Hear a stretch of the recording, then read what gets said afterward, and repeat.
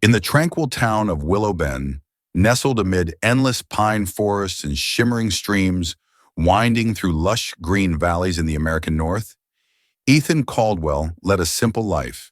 A skilled carpenter with strong hands, a contemplative gaze, and a heart attuned to nature, Ethan found peace in his small log cabin, perched alone at the forest's edge. Each morning, as dawn broke, he sat on an old rocking chair on his porch, sipping black coffee, letting the cool mist brush his face while listening to birdsong and the whisper of wind through the leaves. His life flowed quietly, in rhythm with the surrounding nature, until one day two unexpected visitors arrived, sparking a journey filled with emotion, challenge, and meaning. One early spring morning, as Ethan admired the dew sparkling on the grass, he noticed two small figures darting in and out of the bushes behind his garden. They were wild foxes, a striking male with vibrant orange fur and sharp, vigilant eyes, and a smaller female, her soft coat shimmering with light brown hues, moving with a delicate grace. They watched Ethan from a distance, their eyes glinting with curiosity and caution. Smiling, Ethan assumed they'd wandered into his yard by chance. Little did he know, that moment would mark the beginning of a remarkable story. In the days that followed, the foxes became regular visitors. They appeared at dusk or dawn, lingering behind bushes or old pine stumps, like phantoms in the mist. Ethan grew more attentive and noticed the female move slowly, her belly round and heavy. She was clearly pregnant. This sparked both curiosity and concern.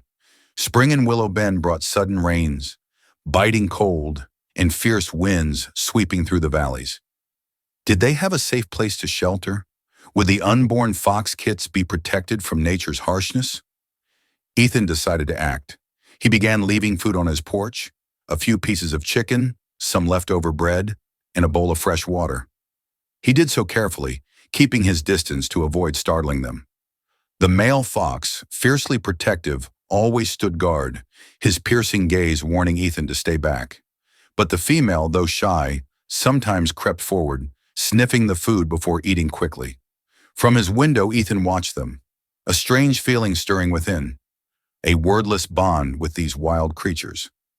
As weeks passed, Ethan grew accustomed to their presence. In his mind, he named them.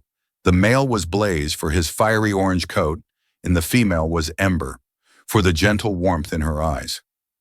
Each day, he spent time observing them, noting small changes in their behavior. Blaze always scouted ahead, ensuring safety before letting Ember approach the food. Ember, her belly growing larger, moved more slowly, sometimes pausing to catch her breath, as if pregnancy was a heavy burden. All seemed calm until one night, a sudden storm swept through Willow Bend. Winds howled through the trees, rain poured like a torrent. Thunder and lightning tore across the sky, and dry branches snapped in the forest. Lying in bed, Ethan listened to the rain pounding his roof, his thoughts consumed by Blaze and Ember. Where are they? Are they safe? He wondered, a gnawing unease keeping him awake. He pictured Ember's heavy belly, the biting winds and the relentless rain, his heart tightening with worry. The next morning, after the storm passed, Ethan stepped into his yard to assess the damage. Everything was drenched, the grass flattened, the garden in disarray. Blaze and Ember were nowhere to be seen. Anxious, he ventured deeper into the forest, armed with an umbrella, a flashlight, and a thick jacket. Along the trail, he searched for signs, a paw print, a tuft of fur, anything to guide him. He called their names in his mind, knowing they couldn't hear or understand. The forest was still, save for the trickle of small streams and the tentative return of birdsong. Ethan searched for hours, checking small caves, dense thickets, and fallen trees where they might have taken shelter. But he found nothing. Exhausted and disheartened, he returned home, slumping onto his porch with a sigh. He told himself they'd likely found safety, their instincts guiding them through the storm.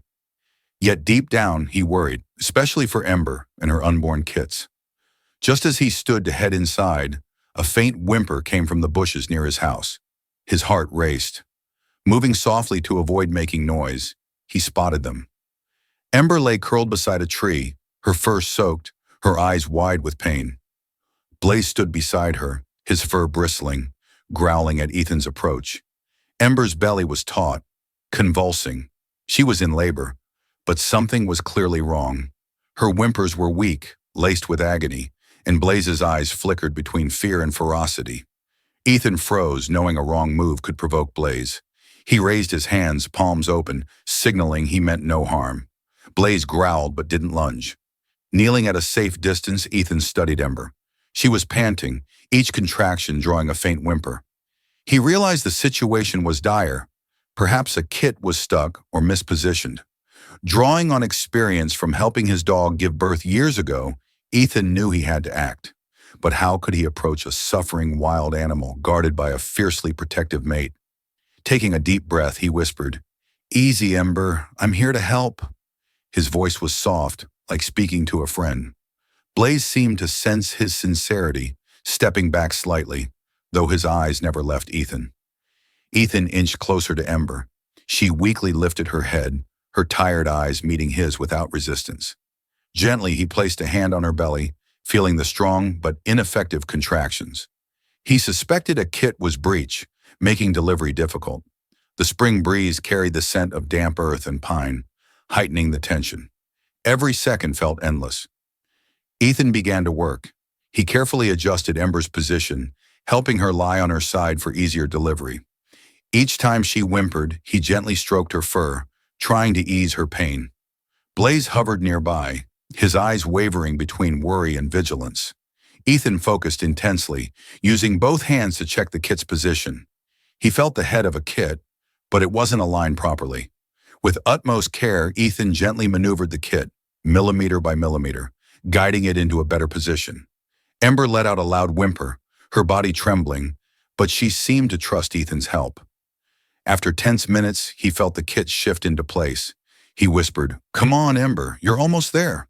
With one final push, Ember gave everything she had. Suddenly, a tiny, wet-furred kit slid out, letting out a faint squeak. Ethan quickly grabbed a clean cloth from his pocket, wiping the kit's mouth and nose to help it breathe. He placed it near Ember's belly, where it wriggled toward her warmth. But the labor wasn't over. Ember was still contracting. More kits on the way. Ethan continued assisting with remarkable patience. A second kit, then a third emerged, each birthed a new challenge as Ember grew weaker. As the sun rose, golden light filtering through the trees, the ordeal stretched past 3 hours. Ember delivered 6 kits, an astonishing number, even to Ethan. All were alive, though tiny and fragile. Sweaty and exhausted, Ethan sat back, watching the Fox family with a mix of relief and awe. Ember panted, but her eyes gleamed with life as she nuzzled her newborns. Blaze approached, sniffing each kit, then turned to Ethan. For the first time, his gaze held no wariness, only what seemed like gratitude. Ethan smiled, fetching a bottle of clean water and some minced meat from the house, placing them near Ember. She sniffed, then ate slowly, regaining strength. The kits, though newly born, began chirping and crawling, seeking their mother's warmth. In the days that followed, Ethan cared for the Fox family from a distance. He built a small shelter under a tree, lined with dry straw and cloth to shield them from rain. Blaze and Ember grew accustomed to his presence, no longer growling or shying away. Sometimes Ethan watched them lead their kits into the yard, the tiny foxes stumbling and playing under the sunlight. Sitting on his porch, he felt like part of their magical story. But the tale didn't end there. One morning, Ethan noticed the smallest kit, with paler fur than its siblings, seemed weaker. It moved slowly, often pushed aside by its stronger siblings at feeding time. Concerned, Ethan kept a closer eye on it. He left out goat's milk from a nearby farm, hoping Ember would eat it and pass nutrients to the frail kit. He named the little one Flicker, for the resilient spark in its eyes. Flicker became Ethan's focus. He spent hours ensuring the kit got enough food and wasn't left behind. Once, when Blaze and Ember led the kits into the forest, Flicker lagged behind. Unable to watch it struggle, Ethan gently scooped it up, placing it near its mother. Blaze watched but didn't growl. He seemed to fully trust Ethan now.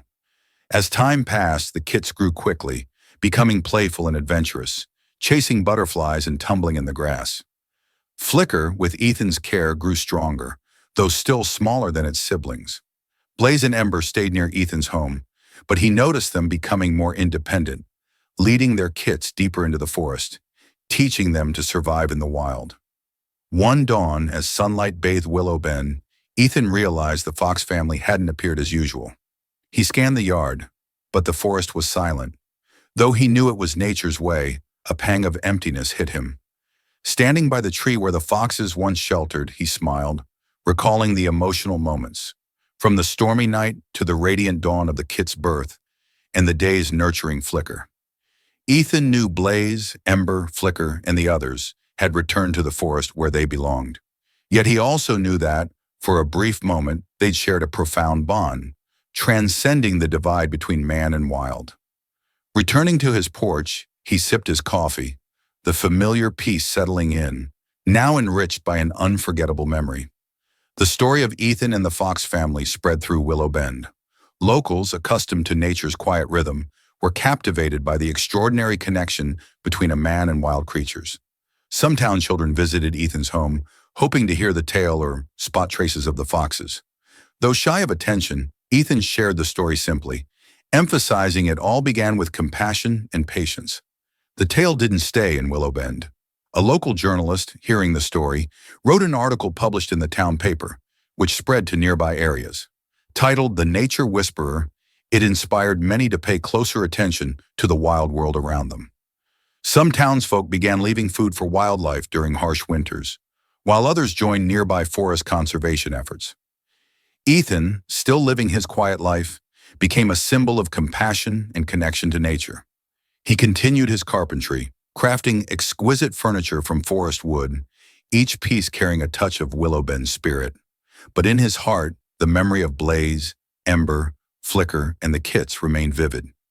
Each morning, as he sat on his porch with his coffee, Ethan gazed at the yard, once the stage for a meaningful journey. Though the foxes were gone, he believed they were thriving somewhere in the forest, strong and free. For Ethan, that dawn-lit moment when he and the foxes shared a small piece of the world would forever testify to the power of compassion, patience, and the wonder of nature.